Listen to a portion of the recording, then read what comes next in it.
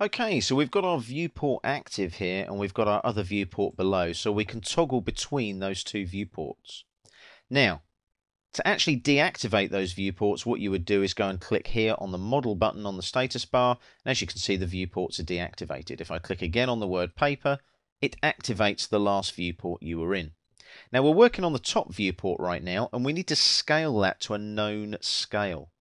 Now, with that viewport active, if I go and look at the status bar down here, I can see that I'm using a scale of 0.072 treble 1.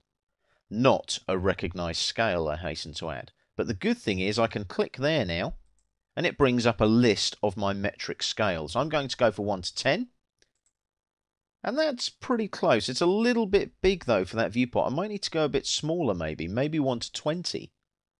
Or 1 to 16. Let's try 1 to 20. That's a little bit more recognized. Yeah, 1 to 20 works. And that also shows me the wall arrangements around that particular window. And notice, look, when I highlight there, can you see I'm highlighting in the model in that viewport? You can see the highlighting appear in the viewport below as well. So that's set at 1 to 20. Let's toggle down to the other viewport here. That's running at 0.092976. Let's go for 1 to 10. And that is absolutely perfect. So we've got a 1 to 20 there, and you'll see it showing that now on the status bar. And we've got a 1 to 10 there, and again showing that on the status bar. Now, how does that work?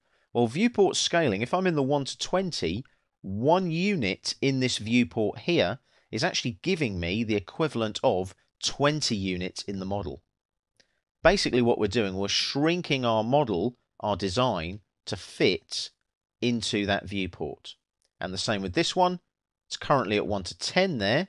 So 1 unit here in this viewport is giving me 10 units here in the model space.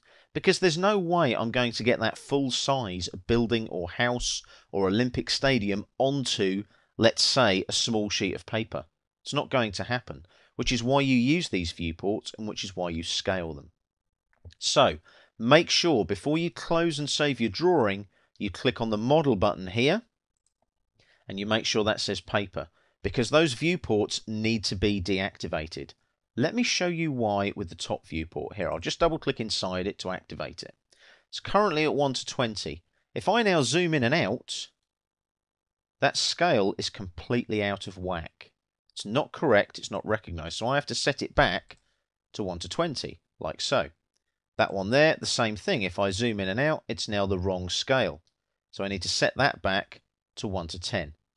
Now there's a little trick. Make sure you deactivate the viewport, and then if you select your viewport, like so, by clicking over it, using the left-hand mouse button, right-click and go to Display Locked and say Yes. That viewport is now locked. Do the same with this viewport. Click on it, right-click, and on the shortcut menu there, Display Locked and say Yes. So you've locked both those viewports. So even if you double click on them now and zoom in and out, you'll notice you're not affecting the scale. You're zooming in and out of the actual sheet in the layout tab there.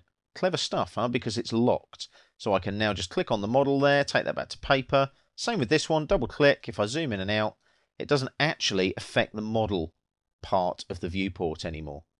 It's quite a good trick. And also a double click on the wheel of your mouse will do what they call a zoom extent, bringing the sheet to the full extent of the drawing area in AutoCAD.